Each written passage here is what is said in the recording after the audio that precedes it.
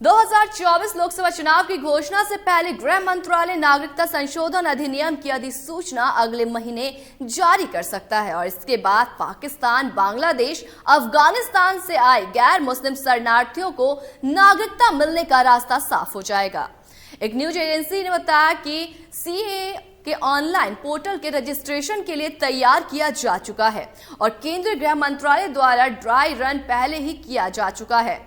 सूत्रों ने कहा है कि सीएए इन पड़ोसी देशों के उन शरणार्थियों की मदद करेगा जिनके पास दस्तावेज नहीं है। मंत्रालय को लंबी अवधि के वीजा के लिए सबसे ज्यादा आवेदन पाकिस्तान से मिले हैं और इससे पहले गृह मंत्री अमित शाह 2 महीने में 2 बार कह चुके हैं कि सीएए लोकसभा चुनाव से पहले लागू किया जाएगा। ये देश का कानून है, इसे कोई रोक नहीं सकता। संसद ने सीएए पर 11 दिसंबर 2019 को मुहर लगाई थी। हालांकि सरकार इस कानून को लागू करने के लिए नियम कायदे बनाने की समय सीमा 8 बार बढ़ा चुकी है। 11 दिसंबर 2019 को राज्यसभा में नागरिकता संशोधन विधेयक 2019 के पक्ष में 125 और खिलाफ में 99 वोट पड़े थे। 12 दिसंबर 2019 को इसे राष्ट्रपति की मंजूरी मिल गई। देश भर में भारी विरोध के बीच बिल दोनों सदनों में पास होने के बाद ये कानून की शक्ल में ले चुका था। इसे गृह मंत्री अमित शाह ने 9 दिसंबर को लोकसभा में पेश किया था। 2016 में नागरिकता संशोधन विधेयक 2016 में पेश किया गया था। इसमें 1955 के कानून में कुछ बदलाव किया जाना था। ये बदलाव थे भारत के 3 मुस्लिम पड़ोसी देश बांग्लादेश, पाकिस्तान और अफगानिस्तान से आए गैर मुस्लिम शरणार्थियों को नागरिकता देना। 12 अगस्त 2016 को इसे संयुक्त संसदीय कमेटी के पास भेजा गया। कमेटी ने 7 जनवरी 2019 को रिपोर्ट सौंपी थी। अब जानेंगे सीएए किसे मिलेगी, इससे नागरिकता किसे मिलेगी। सीएए के तहत 31 दिसंबर 2024 से पहले पाकिस्तान, अफगानिस्तान, बांग्लादेश से धार्मिक आधार पर प्रताड़ित होकर भारत आए हिंदू, सिख, बौद्ध, जैन, पारसी और ईसाई समुदाय के लोगों को नागरिकता दी जाएगी। इन 3 देशों के लोगों की नागरिकता के लिए आवेदन करने के योग्य होंगे। और क्या सीएए भारतीय नागरिकों को प्रभावित नहीं करेगा, ये जानेंगे। भारतीय नागरिकों से इसका कोई सरोकार नहीं है। संविधान के तहत भारतीयों को नागरिकता का अधिकार है। सीएए या कोई कानून इसे नहीं छीन सकता। अब आवेदन के लिए क्या प्रक्रिया होगी, ये जानेंगे। आवेदन प्रक्रिया ऑनलाइन रहेगी। आवेदकों को बताना होगा कि वे भारत कब आए।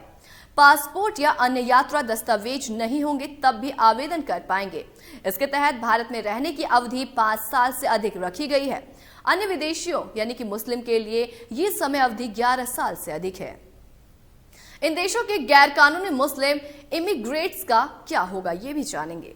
सीएए विदेशियों को निकालने के बारे में नहीं है। इसका गैर कानूनी शरणार्थियों को निकालने से लेना देना नहीं है। ऐसे शरणार्थियों के लिए विदेशी अधिनियम 1946 और पासपोर्ट अधिनियम 1920 पहले लागू है। दोनों कानूनों के तहत किसी भी देश या धर्म के विदेशियों का भारत में प्रवेश या निष्कासन किया जाता है। सीएए को अब तक क्यों सरकार टालती रही? दरअसल भाजपा शासित असम त्रिपुरा में सीएए को लेकर आशंकाएं रही हैं। सबसे पहले विरोधी भी असम में हुआ। सीएए में व्यवस्था है कि जो विदेशी 24 मार्च 1971 से पहले असम आकर बस गए हैं उन्हें नागरिकता दी जाए। इसके बाद बांग्लादेश अलग देश बन गया था। अब सीएए को लेकर लोगों को क्या आशंका थी, ये जानिए। सीएए को लेकर देश में एनआरसी यानी नेशनल सिटीजनशिप रजिस्ट्रेशन बनने की सीढ़ी के तौर पर देखा गया। लोगों को आशंका थी कि विदेशी घुसपैठियां बताकर बड़ी संख्या में लोगों को बाहर निकाल दिया जाएगा। पड़ोसी देश बांग्लादेश में आशंका व्यक्त की गई कि सीएए के बाद एनआरसी लागू होने से बड़ी संख्या में बांग्लादेशी शरणार्थी उसके यहां लौट आएंगे। नागरिकता अधिनियम 1955 के तहत 9 राज्यों के 30 से अधिक जिला मजिस्ट्रेट और गृह सचिवों को नागरिकता देने के अधिकार दिए गए हैं। ये राज्य हैं गुजरात, राजस्थान, मध्य प्रदेश, छत्तीसगढ़, हरियाणा, पंजाब, यूपी, दिल्ली और महाराष्ट्र। उम्मीद करते हैं कि अब आपको सीएए का पूरा फॉर्मूला समझ आया होगा।